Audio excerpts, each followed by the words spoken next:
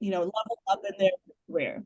And so part of this is from observation and experience, and then some of it is drawn in from research, from academia. So it's a mixture of the two. So really excited to share with you guys what, like at the end of the day, I really put together a lot of this for people who have been on my teams. And I hope you guys can get a lot out of it as well. So this particular session is about communication and influence. So persuasion, communication, influence, however you want to describe it. Also, I should be able to see all the chats. Hold on. I need to set it up so I can actually see them. Here it is. Chat. Okay, so if you have a question, I can actually see the chat. So please use that liberally, and I'll answer them in real time as if it makes sense, or use them as segues. So I think, like, in terms of professional development, personal development, the idea of communication and persuasion comes up a lot. Like, how can I be more effective in my job? And being more effective is like, I know what the right thing to do is. I know what, I'm like deep into my work, whatever that role is, but like no one is listening to me. I feel like, like you're either Cassandra or you're just screaming into the void. And so what I really spend a lot of time thinking about is like, why are people who are right a lot sometimes not effective, right? And like really trying to break it down and then help the people who are in this scenario. So first of all, a lot of what's here assumes that you are already good at your job, right? That you know what you're talking about, and that you are a trustworthy source, but you are just, the amount of knowledge and expertise you have is not commensurate with your influence. And so the concepts here are to kind of to address those specific concerns. Now, if your judgment is like insane and then you're trying to influence people, like, I don't think I can help you. But if you feel like you're in this place where like no one is listening to your very wise advice, this session is for you. So first, I just want to kind of go into why communication and influence is so important. And I also think what happens to a lot of people in their career is they get very far, maybe up to like a senior manager level, and it's almost function agnostic. Like if you're in finance or in engineering, product, like so many roles, you get to a certain level, you can get promotions like very quickly, and then you just kind of plateau.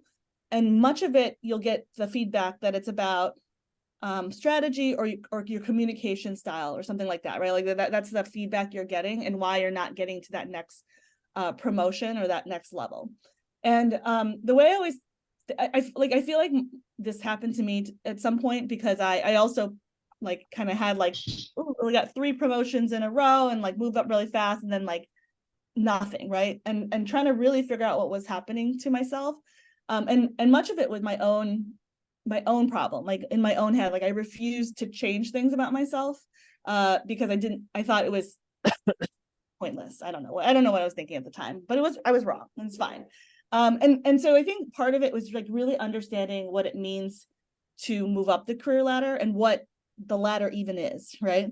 And now when I became a manager, it was much more clear to me what was going on, which is that, every like step up, let's call it this ladder, is really just somebody who is your boss thinking that you can handle more and more higher risk projects, or you can handle bigger and broader things, and they trust you more. Like that's at the end of the day, like people get promotions because they're trusted with more important things, and more important things are almost always more multi-threaded.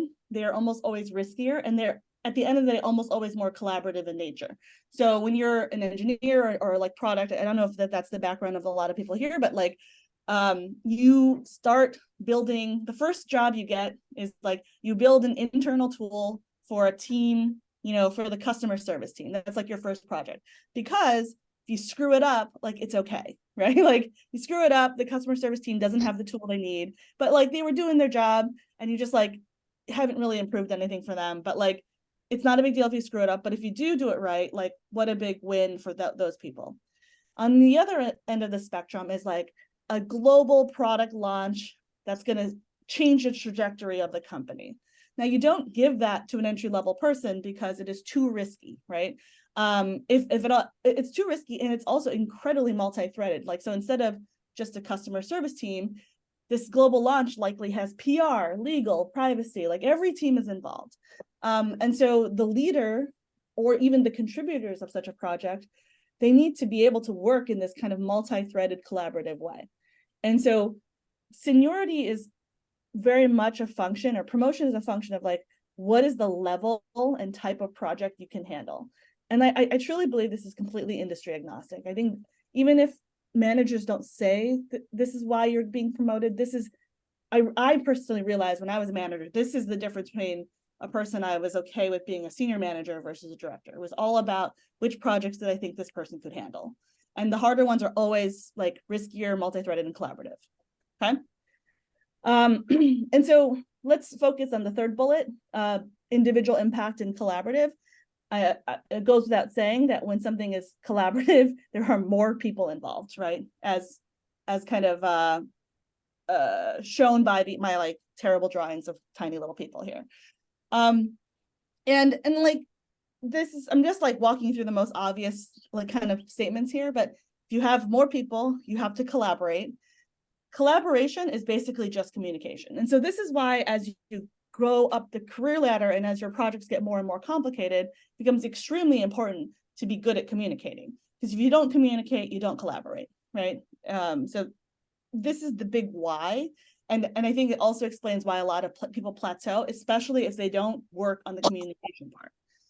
And so for me, there are parts of my communication style that have been probably always strong. Like I think I'm relatively clear, just naturally. I started my career as a journalist. Like I'm very good at explaining complex things. However, for a long time, I was not good at building trust and being particularly likable. So even if I was right, no one wanted to listen to me because I was annoying. And so I realized that this is the kind of thing that we're going to talk about here. And like, I think each one of you likely has strengths in your communication and weaknesses. And what we hope to cover here is kind of a survey of all of those to start to help you self-identify where you can improve. But I mean, first is like, you have to believe you have to improve, and that communication skills are important to be able to be more effective as projects become more complicated. Now, this I thought was a very useful way to think about communication in general. I think it's like, this is it's one of the longer modules in the course, because there's actually a lot of ground to cover when you talk about the word communication. And I think the best framework I've seen is these three here. There's actually a fourth one that I didn't include in here because it's not really business oriented, but there are actually 4 modes of communication, but I focus on 3 for the business, and it's persuade, inform, and inspire. The fourth one is entertain. And I suppose there are aspects of entertainment in business communication, but like really these are the 3 that I spend the most time on.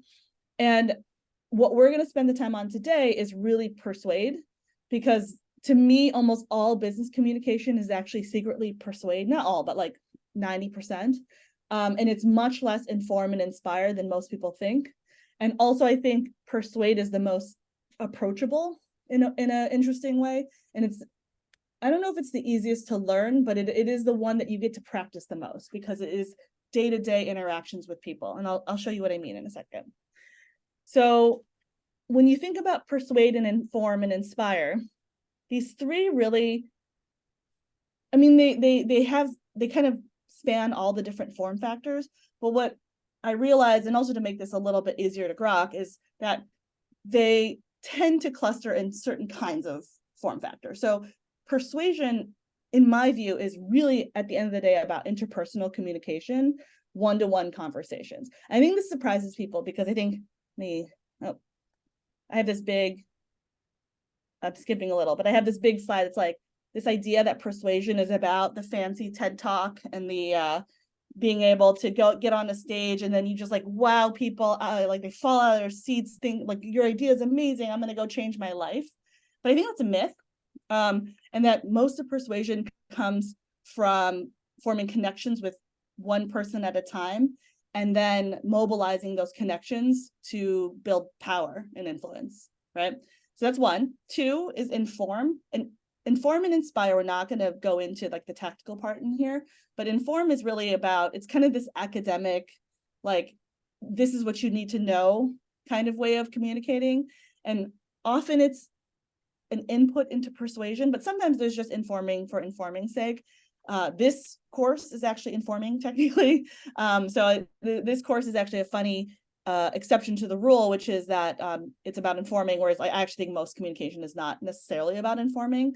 And then inspire is that TED Talk, like, this is the public speaking thing. So I think a lot of people who want to improve their communication, they go and try to take a public speaking class or Toastmasters class or something like that, which I think is great, because I do think inspiring and informing well are very important. But they like miss this more subtle version of communication, which is actually the more common one and more important. So go keep taking your public speaking courses. I think those are great. I worked on my own public speaking for a long time, but the persuasion was what really unlocked my career, I would say. Okay, so next is another framework. I love to layer frameworks, which is just kind of a mess, but it's fine. So fun. And so these are actually communication principles that work across all the different communication types, so the persuade, inform, and inspire. But we're going to break them down in the context of persuade in the next couple of minutes. So start with why, build trust, be thorough but clear, and then nail the form factor. Okay, so like I said, though, in the longer course, we do actually talk about inspire and inform, and then you get to see how these four things apply to the three types, four things for the three types. And in this, we're just going to talk about how these four principles apply to the persuasion type of communication. So persuade. Okay, so when do we persuade? So my contention is that almost all business communication is actually persuasion in hiding, and that, like, the way I think about work, and especially when you're ambitious and you're trying to do interesting, important things, is like you're trying to move the needle or push people's boundaries to something new and better, right? And most people want to do the status quo. And so to do something impactful and interesting, you have to persuade them to not do the status quo. That is almost all work, is the status quo is there. And if you want to do something interesting, you got to get some critical mass of people to stop doing what they're doing right now and do something else, right? So when you realize that's what impact is, you realize everything is actually persuasion. So getting a project off the ground, giving recommendations on how to do a project better, driving any kind of decision is persuasion. And then also, I believe personal advocacy for your career is obviously persuasion. So like literally just everything. And so when you realize that, you're like, oh, wow, I really should work on this. Seems pretty important. Okay, but persuasion is not a TED Talk. So while I, once again, encourage you to keep doing all your public speaking work, there is another type of work that you should be doing, and it's more subtle. The thing is, it's more subtle, but more frequent. So you can practice it more, as opposed to public speaking events, which are relatively infrequent, depending on what your job is, I suppose. Okay, so if persuasion is not a TED Talk, what is it? What it is these one-to-one conversations, building trust, building relationships, and then aggregating those relationships into power, right, and influence. And so you take these one-to-one conversations and then you bring them to the group somehow. And there are many ways this plays out, but I think this is like the mental model to use when you're thinking about persuasion. In this course, we're going to focus on how to build relationships with one person at a time, but the idea is you're doing it with many people at the same time, like literally that's your job. And then like you combine them all to kind of, the sum of the parts it's greater than the sum of its parts, right? Your influence and your persuasion. Okay. Share the presentation after that. I think there's a video too or something. I don't know. Madeline will work out the details of how to share things. For sure, I can share this, but these are direct slides from your course as well, aren't they, Alison? Yeah, yes. So another opportunity to dive deeper is to take the course, obviously, and then work with a mentor on some of these, especially on specific problems, because I think it really comes to life when you can work on it with something that's going on in your world and you can see it applied in real life. So hopefully we'll be able to bring some real life examples here too. I'm happy to do that in the Q&A. So, okay, persuasion. Start with why. So this is a very famous catchphrase by Simon Sinek. So if you guys are all into like the thought leadership world, you've definitely heard this phrase before, but it's like, I mean, it's a good phrase. So I'm gonna borrow it too. So start with why. And number one is keep your purpose front and center. So what I see very, very common is talking just to talk. I mean, there's rapport and there's like getting to know people and like building trust, but like sometimes you are not persuasive because like you are not even clear yourself what you're trying to persuade people toward. You do not have your own vision of what you're trying to get people to do. So I think if your vision itself is muddled, you cannot persuade anybody. So like I think always grounding yourself and what's the goal. So if your job is to convince people that one strategy is better than the other, or that we should use, this tool instead of that tool, and everyone's workflow will be better because of it, keep that why really front and center. And it seems obvious, but like as a manager of people, this is often the number one thing. I'm like, well, what are you even trying to do? Like you've built this 5-page document, but like making the case for something, but like, what do you even want? Like, and it's crazy how often they either don't know or they do know, but they didn't write it down at the very top. Like they wrote 5 pages of detailed documentation of what we should do, but like forgot to mention why we should do that, right? And it's so easy to get caught up in the how and the what of a project or your work that you constantly forget about the why. So part one, start with the why. Part two, so you have your vision that let's say you've gotten better at keeping that vision and that why front and center. The next part here is about building trust. So I keep saying over and over again, this is all about building power and influence one brick at a time. So, and your bricks are relationships. And those relationships, so this is actually where my biggest problem is that I actually didn't think that it was important to build relationships. Like I just didn't believe it at the time. I was much younger and dumber then, so I forgive myself for it. But I was of the opinion at the time that if you just had the right answer, that's what made you successful. Like the right answer was self-evident. You just had to present it, and then people would be like, I get it, I agree. My illogical wrong answer, you were right, and like here's your promotion, right? And here I introduce, so in the course, I have this concept of these goblins, so goblins of ineffective leadership. And so one of the goblins here I reference a lot is the arrogance of knowledge. So some of the other goblins, just for reference, like we have the fear of failure, the fear of seeming incompetent, the fear of being disliked, and then I have the arrogance of knowledge and the arrogance of significance. So thinking that you're much more important than you actually are.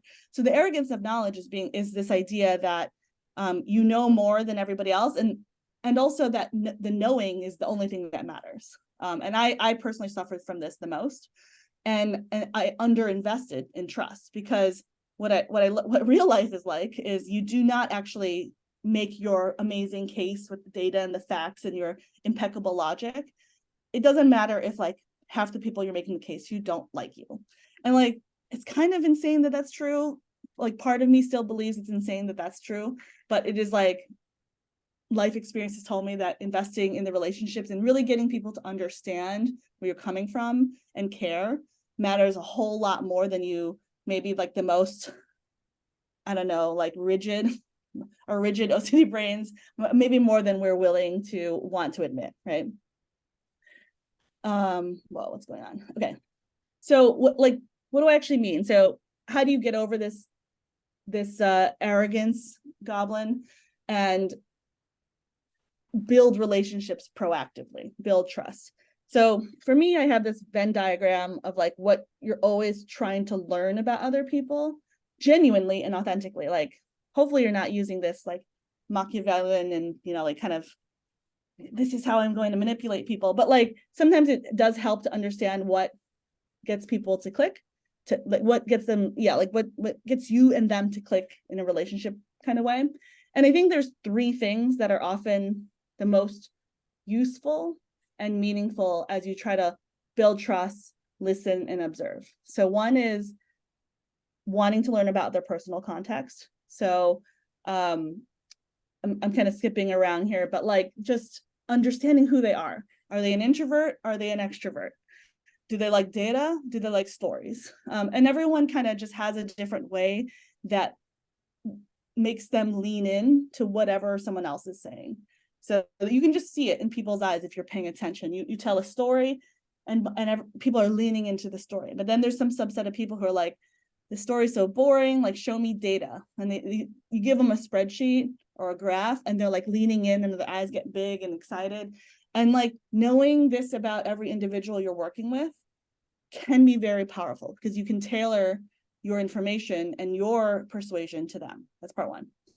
Part 2, I'll go kind of up the bullets, I suppose, is it's super important to know what people's past work looks like and what their experience of working in general is like and what their incentive systems are. So an example here is if anyone here has ever done like a change management type thing, like, hey, let's do a new process, or we have a new strategy, or like literally anything where someone has to change what they're doing.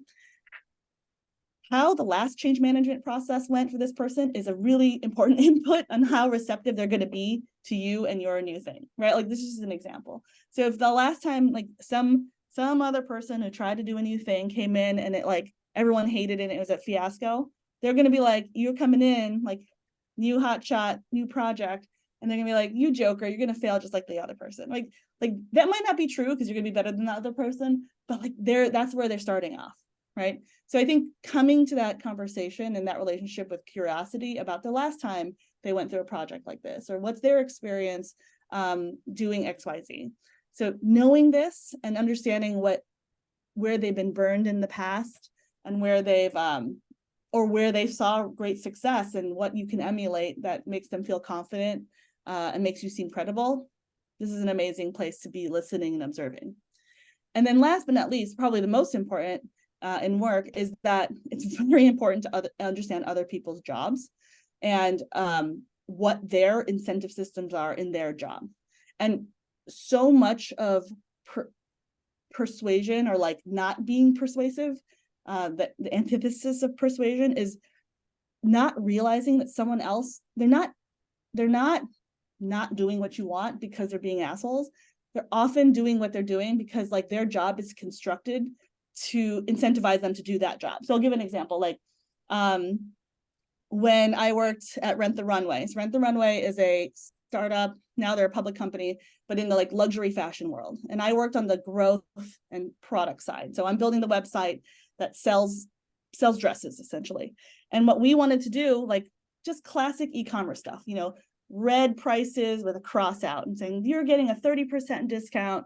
And this is just stuff that you'd see on Amazon or any website that's trying to sell you a thing. You're like, you want to feel like you're getting a deal. And like the minute you do stuff like this, you get like a 10% lift in sales. Like this is just like a thing that happens in e-commerce. Meanwhile, you have the fashion people are the people who actually buy the inventory. So they have relationships with the high-end fashion brands. So your Chanel's, your Oscar de la Renta's, and their job is to convince luxury fashion retailers to sell on our site, right? But like those people don't actually want to sell on our site because they have this idea of brand. They want to protect their brand, and it's a very fancy luxury brand. So anything with a red cross out is tacky to them, right? And so there is so many circumstances in a company like this where the growth people and the fashion people just have different incentives. Like their job is dependent on bringing on more fancy people into the site, right? And our job is to like make expensive things accessible. We work at the same company, and those are two kind of different goals.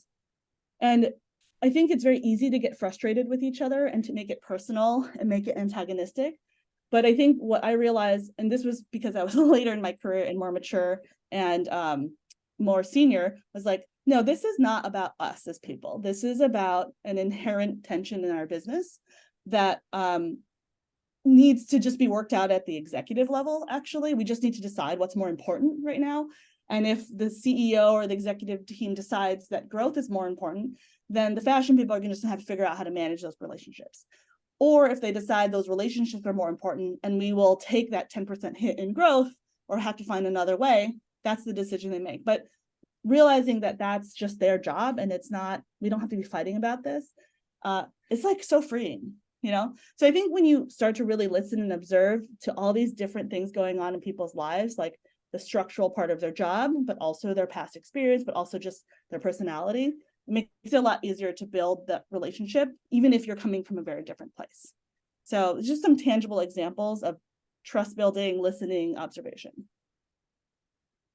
I think another part of this earning trust is to also be vulnerable. So this is the part, maybe I think a lot of people also struggle with this, is that to get from people, you have to give, right? And it's hard to be vulnerable in that way. And this comes from this fear of seeming incompetent. You have this like armor around you and you're always right.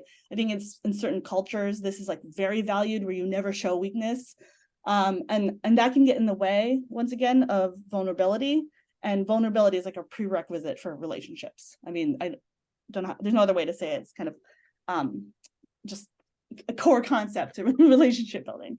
So I think to practice vulnerability, I don't know, this course is not therapy, so we're not going to be able to get those deep-rooted places. That might be the right thing for some people. But I think if you just want to practice the actions of vulnerability, a lot of it is just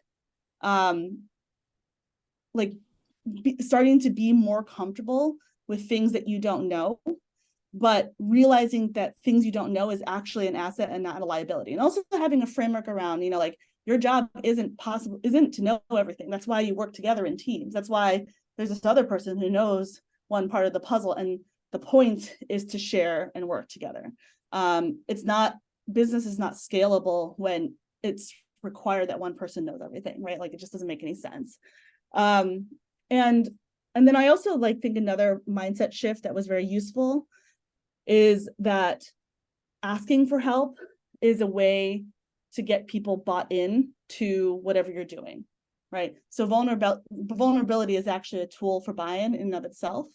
And remember, just like always remembering that the right answer is not always the thing that convinces people. Sometimes it's feeling bought into the whole process. So that's where, once again, being open to people's genuine advice becomes really important.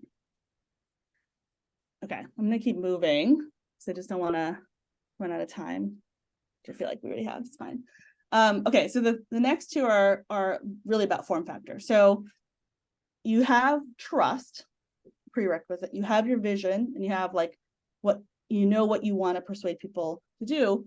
The next thing here is finding the balance of the actual communicating. So finding the balance between being thorough with your point, but still being clear. And this is something I see, it's really common with people who are trying to get from that senior manager level to director. And I think this is where you see, usually what I'm talking about is people who are very thorough, but they aren't very clear, right? So I'm just gonna make sure. Okay, so the first part is the arrogance of knowledge kicks in, which is this is actually people who are clear but not thorough.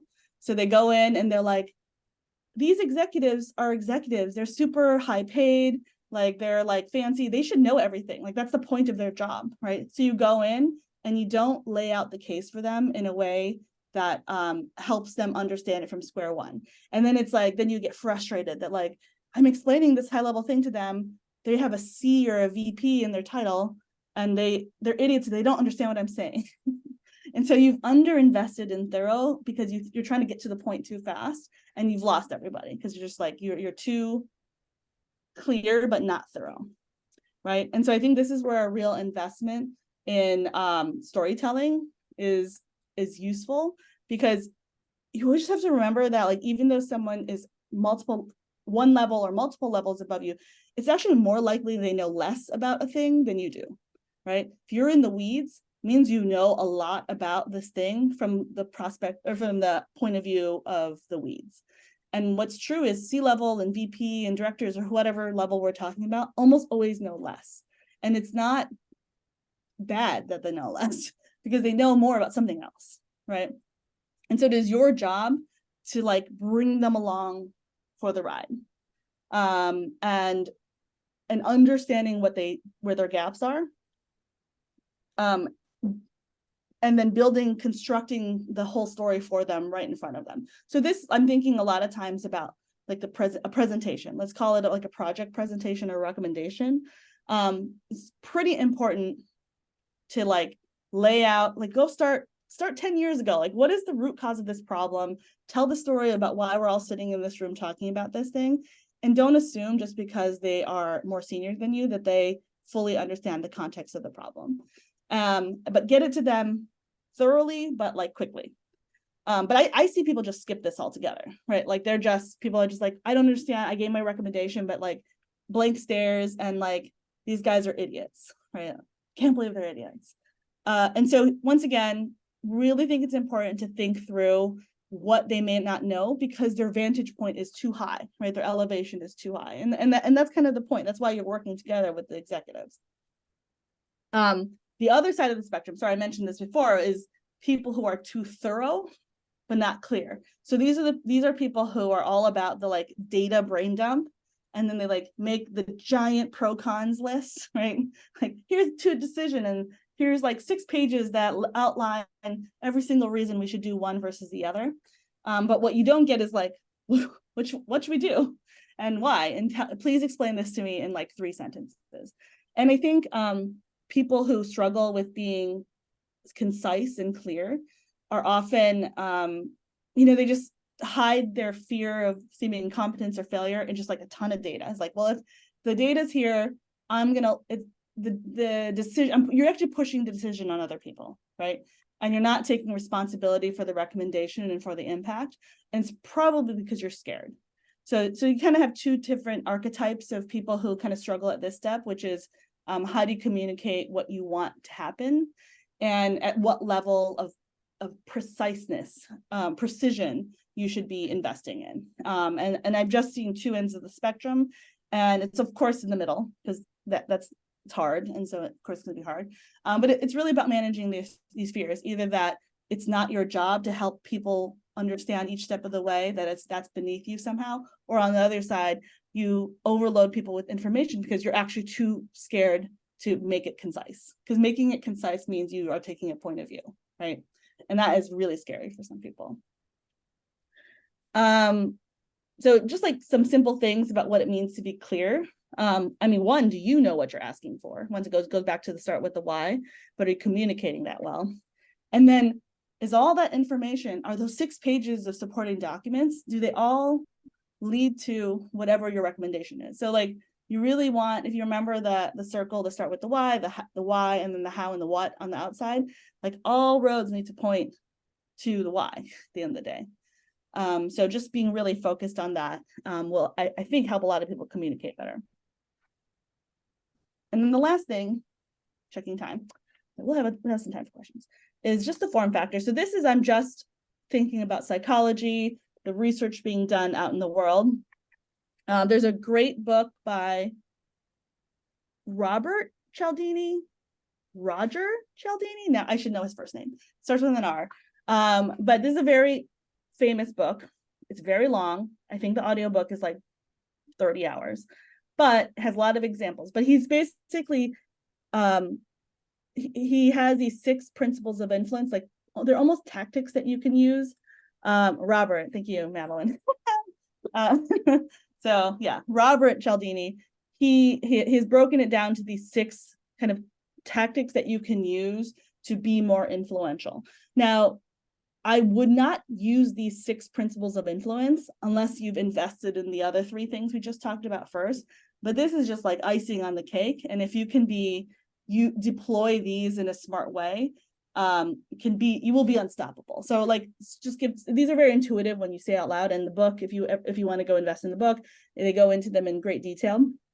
But and some of them are like sales tactics, like, right? So creating a sense of scarcity. So a limited time offers, time's running out, that sense of FOMO. Consensus or social proof. So if you get people to, you see this in venture capital a lot, right? Like if it's impossible to get the first funder, but once you get one with a good name, now everyone wants to give you money. That's an example of social proof, and you see it in like, oh, like so-and-so important person agrees to this initiative, then I do too, it's fine. Liking, so this is just back to building trust and relationships. Commitment, so if you can get people to say out loud, like, hey, like if I can get 2 other people to also commit to this, will you do it? And yes, I will, I'll pre-commit to it if you can hit these conditions. When people say things like that out loud, they feel very, they need to follow up on that. Most people, I mean, if you're dealing with like a normal human, right? Authority, so if you do have authority, then this is a great one to deploy, although I wouldn't overuse it. And then reciprocity, so a version of liking, like if you do people favors, they are very much inclined to help you and help you when you need something from them. So once again, if you don't have good judgment, if you're not clear, if you're not thorough, all this other stuff, this stuff doesn't matter, truly. But if you can deploy this with the others, it becomes a very, very powerful message. So that's kind of the summary of this. I hope this is helpful. So I think the power of this framework, all of this information is like really, it's really, really useful if you start thinking about it in situations you're in now, like where do you feel like your influence is not coming through, and really put it through the grinder of this framework. I really think that you'll start to see, oh, okay, here's some improvements I can make in my own investments of time. And this is a long journey too. It's not, you can't just like do this for one project and be like, okay, I'm influential now. Like it is really a different mindset and a way of thinking about how to be more impactful at work. So that is the end of the formal part of this. And then I'm happy to take questions and skip around to slides that were interesting to people. Okay, so I see a question. Could you share some tips on persuading leadership towards more product thinking over project thinking, like timelines, milestones, outputs, and outcomes? Yeah, so I think this is hard.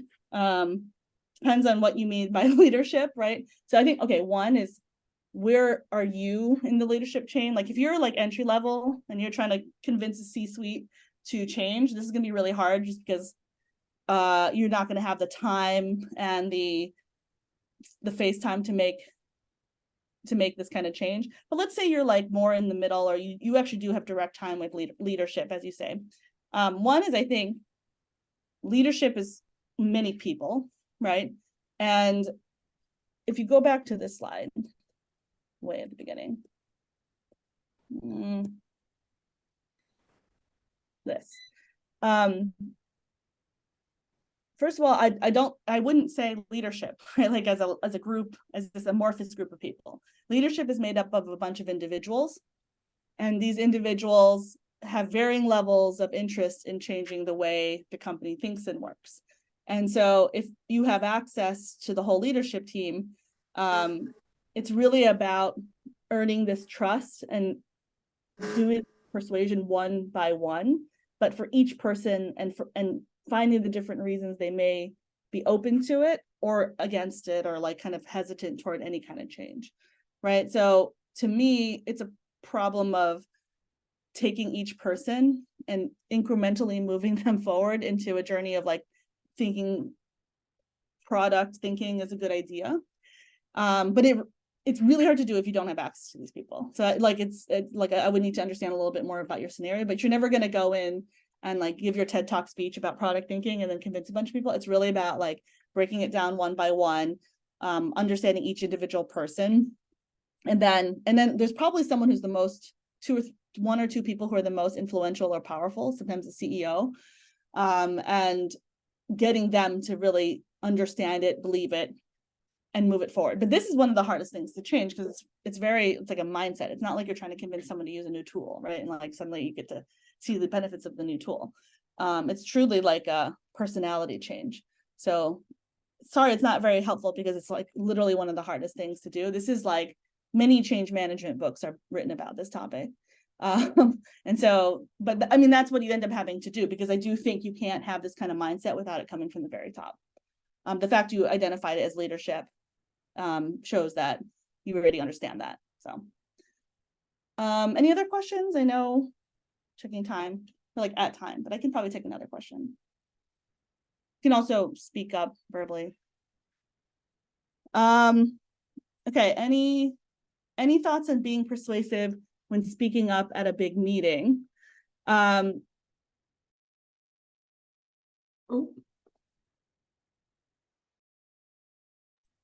Okay, sorry. I don't know how I muted myself. But sorry, I just muted you instead of myself. Oh. Go ahead. Okay, good to know. Okay, I was like, I don't know if you did. Okay, how to be persuasive when speaking up at a big meeting. So my assumption here is this: you don't lead this meeting, is that right? Or like, I don't. Okay, I'll address both. So you're a participant in a meeting.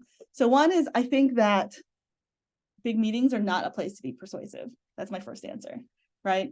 So the first thing to do is, you know that this meeting, the meeting itself, is not the place you're going to be winning hearts and minds for so many reasons. There's so many dynamics, like high stress kind of situation. But it is a place where you can say your piece and do it diplomatically and get people to notice that you're having a thought that's like really interesting and unique. And I actually think of it as a place to get people's attention in a good way. You don't want to get a bad kind of attention, but to make a diplomatic point that's different and be like, oh, this is a person who's thinking deeply about a problem, right? So it's more of like, I would think about it as like a marketing moment for yourself to then be able to open doors, to then do the persuasive work much more behind the scenes. So I think it's just like a framing of what a big meeting is for. And I don't think you're going to change minds in meetings. Like you're not going to make the 180 in a big meeting, but you might like put a little wedge into the door so you can slip in the door, right? And so this is a place where you either get the right people's attention and then have a conversation after, or you might have an opening of like, that, oh, that's interesting, why don't you look into that, and like circle back, or whatever lingo you want to use in whatever business. And so I think like, yeah, so I think it's a place that you don't change minds, because inherently goes back to the what is it, the persuade, inform, inspire. It's the wrong form factor for true persuasion, right? But it is a marketing moment for you, and hopefully gets you a second conversation where you can have a deeper conversation where you build an authentic relationship and then convince people over time with the knowledge of where that, their background and all of this, their context. Okay. Awesome. One last question, and then we can end, right? Or like, I don't know if anyone has any, but maybe they don't. Okay. I think that's the end of the questions. Okay, very good. Thank you, guys. Thank you so much, Alison. That was incredible. I learned so much. I'm going to be sending around a recording to everybody after this, so look out for that. In the recording, there's going to be the link to the 11-week course as well, where you get 11 weeks of mentorship, where you're going to be joining a small group of folks and you get to discuss real world problems with an expert in the industry. You get 10 plus hours of video lessons with Alison. You get assignments, templates, takeaways, all for just under $1,000. And you could use your hopefully newly renewed 2024 learning and development budget for it. It's only $99 as a refundable deposit to put down now. So let me know if you have any questions about the course. Thank you so much, Alison. And we will see you all very soon. Bye-bye. Thank you.